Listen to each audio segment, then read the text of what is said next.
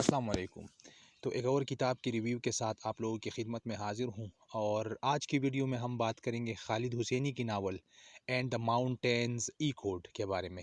खालिद हुसैनी एक Afghan burn American citizen है और इसकी दो अर्लियर नावल ए थाउजेंड स्प्लेंडेड सन्स और द काइट रनर्स को मैंने अर्लियर रिव्यू किया है। ये novel like has earlier novels भी अफ़गानिस्तान के बारे में है। इसमें दो मैन प्रोटागनिस्ट है, अब्दुल्ला एंड परी।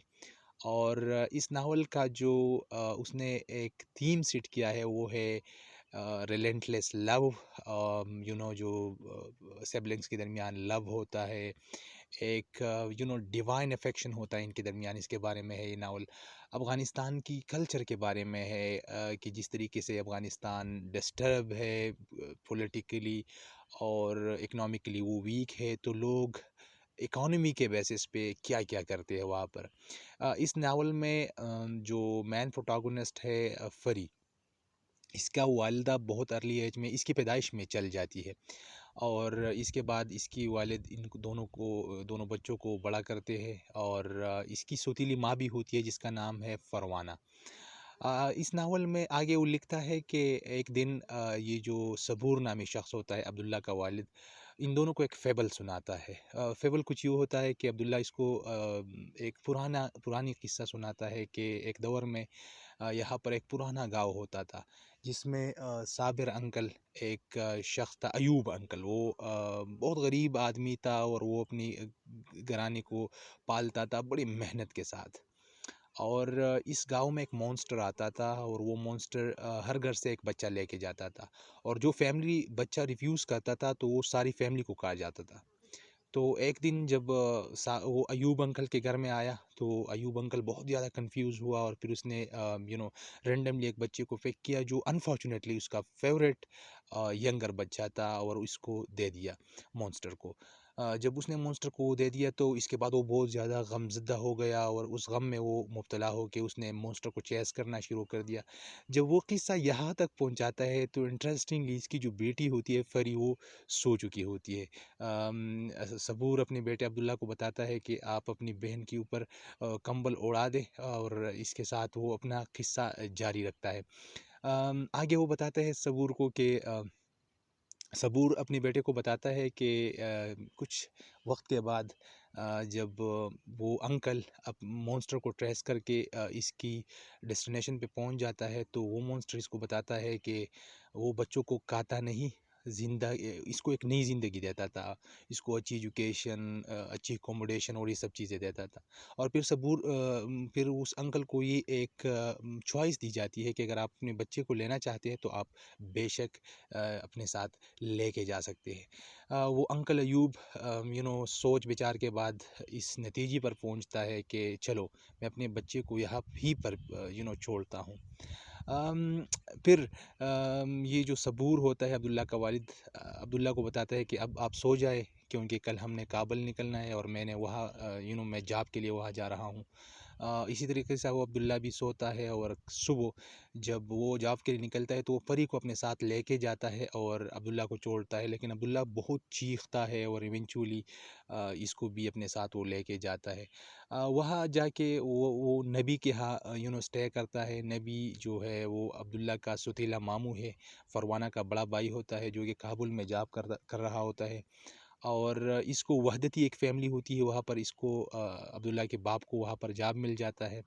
लेकिन जो बहुत ज़्यादा गलत काम होता है वो ये होता है कि ये जो वहदती फ़ैमिली होती है इसमें बच्चे नहीं होते और ये जो मिस्टर वहदत होता है, इसकी जो वाइफ़ होती है नाइला वहदती, वो इसको परी बहुत ज़्यादा पसंद आ जाती है और वो अब्दुल्ला के बाप को रिक्वेस्ट करता है कि मैं इसको अडॉप्ट करना चाहती हूँ और इसी तरीके से वो परी इसको दिया जाता है।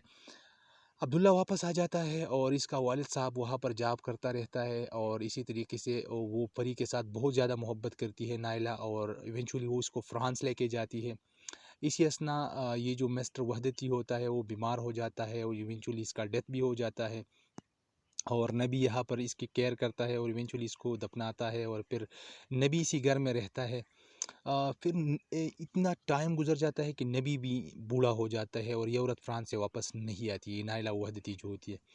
इसी दौरान एक डॉक्टर जिसका नाम मार्कस होता है, वो प्लास्टिक सर्जन होता है, वो काबुल आ जाता है और वो अपने लिए अकोमोडेशन ढूंढता है। और फॉर्चुनेटली वो नबी के पास आ जाता है। नबी इसको अकोमोडेशन देता है और फिर इससे चंद सवालात पूछता है कि, और पूरा किस्सा अपना बताता है कि यहाँ पर मैं एज़ अ मज़दूर आया था और फिर यहाँ की जो औरत थी वो फ्रांस चली गई।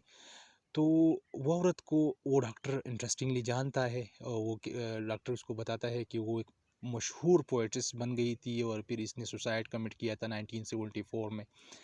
और फिर इसकी जो बेटी थी इसकी शादी 1977 में हो गया था और वो जो औरत है वो मर चुकी है।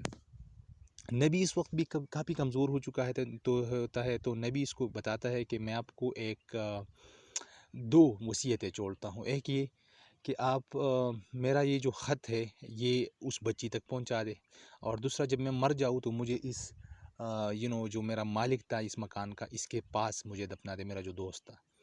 अच्छा, इसी दौरान जो नायला ये जो लड़की होती है, परी, इसकी शादी हो चुकी होती है और परी ये चाहती है कि वो अफ़गानिस्तान जाए, लेकिन उसकी चंद रिसर्च प्रोजेक्ट्स की वजह से वो जर्मनी चली जाती है और बाद में वो प्रेग्नेंट हो के इसके हाँ बच्ची की पैदाइश हो जाती है, तो वो अफ़गानिस्तान नहीं आ सकी। एक दिन इसको एक ईमेल आ जाता है और इसके बाद एक कॉल आ जाता है जो कि डॉक्टर मार्कस होता है, और वो इसको बताता है कि पूरा किस्सा बताता है, क्योंकि चूँकि इसको एक बच्ची के तौर पर अडॉप्ट किया गया था तो वो अपनी जो बायोलॉजिकल फैमिली होती है वो इसको भूल चुकी होती है। और मार्कस इसको पूरा किस्सा बताता है, और इस वक्त ये औरत जो होती है ये परी, ये मिडिल एज औरत बन चुकी होती है, बल्कि बूढ़ी हो चुकी है, और वो चाहती है कि वो अफ़गानिस्तान चली जाए।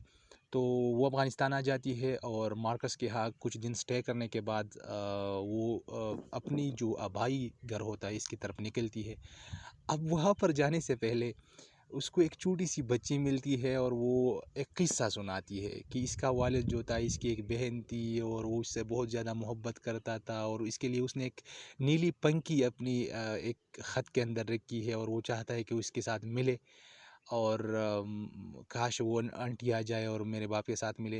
इंटरेस्टिंगली वो परी खुद होती है और वो परी इसकी लड़की के साथ मिलके उसके वालिद की तरफ चली जाती है, और बाय दैट टाइम इसका जो वालिद साहब होता है अब्दुल्ला, जो कि बचपन में इसका भाई था, अभी भी इसका भाई है, जो बचपन में दोनों छोटे थे और बचपन में 58 साल बाद वो दोनों मिलते हैं। तो जब वो आके अब्दुल्ला से मिलती है तो पागल हो चुका होता है, लेकिन जब उस अपनी बहन को देखता है तो वो एकदम छलांग मार के वो बच्चों उनके नर्सरी वाले जो पोएम होता है उसको स्टार्ट कर लेता है, और इस तरीके से दोनों एक दूसरे को गले लगा के खूब रोते हैं। तो बहुत ही इंटरेस्टिंग नावल है। अगर आप इस नावल को पढ़ना चाहते हैं तो खालिद हुसैनी की जो एक फ़्लो है नावल लिखने का जो फ़्लो है इसका, आपको इसमें बहुत ज़्यादा इसमें वो आपको नज़र आ जाएगा, और अफ़गानिस्तान की कल्चर का जो एक लो स्टेट पोर्ट्रेयल है वो भी आपको इस नावल में नज़र आ जाएगा। तो I would highly recommend this book to you कि आप इसको लें और इसको ज़रूर एक बार पढ़िएगा। Thank you so much for watching and stay tuned for next video. Allah हाफिज़।